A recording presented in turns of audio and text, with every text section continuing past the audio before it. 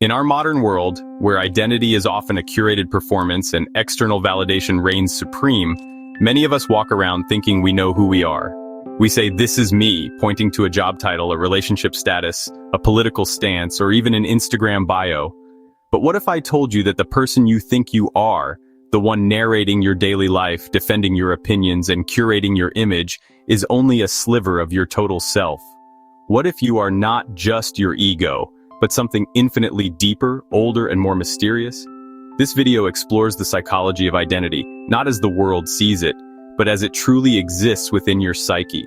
Drawing from the insights of analytical psychology, we'll explore the difference between the ego and the self, why modern society is obsessed with surface-level identity, and how reconnecting with your deeper nature could transform not only how you live, but who you truly become. Let us begin with the ego.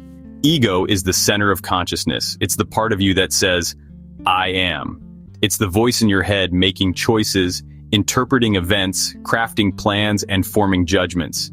It filters your experiences, organizes them into stories, and tries to maintain a coherent sense of self. But here's the key.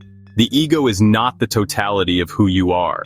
It is a necessary structure, essential for surviving and functioning in society. But it is also limited. The ego is inherently biased, shaped by early conditioning, personal experiences, and social norms.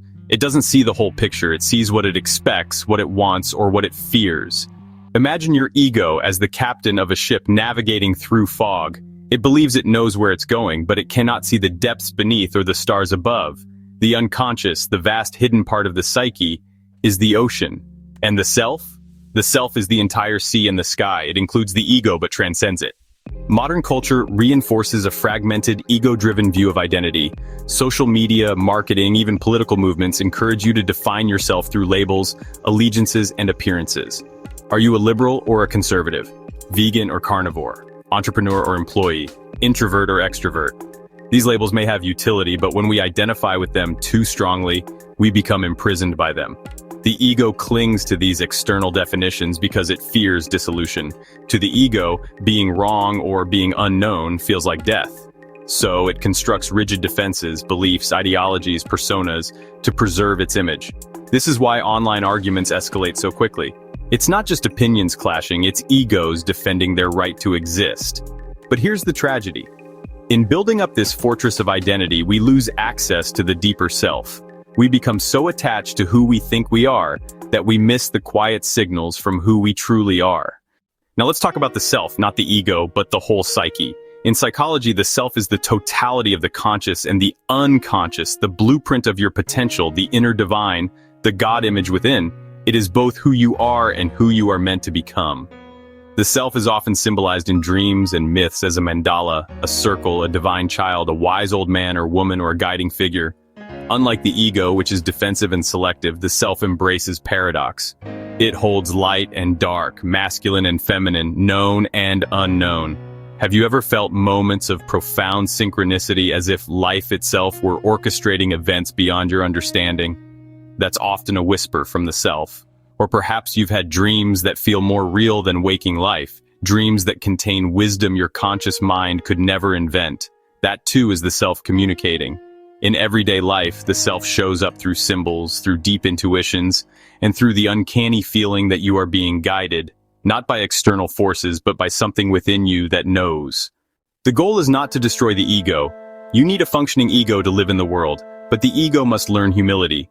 It must understand that it is not the ruler, but a servant of something deeper. Jung believed that the path to wholeness, which he called individuation, involves the ego gradually becoming conscious of the self and integrating its messages. This requires inner work, dream analysis, shadow integration, active imagination, and most importantly, listening. Individuation is not a linear path, it's a spiral. You may revisit the same wounds, the same fears again and again, but each time with a little more awareness. As the ego surrenders control and opens to the mystery of the self, life becomes richer, more symbolic, more authentic. You begin to see that what you thought were mistakes were initiations, that your pain was a teacher, that your longing is a compass pointing toward your deepest truth. So who are you, really? You are more than your job, more than your politics, more than your past. You are not just your ego. You are a mystery unfolding, a story still being written, a living bridge between the conscious and unconscious worlds. When you begin to look inward, not just for answers, but for relationship with your deeper self, you activate a process that changes everything. Your choices become clearer, your relationships become deeper, and life itself becomes more meaningful. Not because you finally figured it out, but because you've stepped into alignment with the self.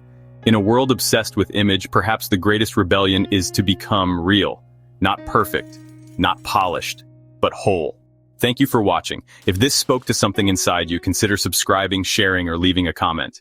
And above all, keep going inward. The self is waiting.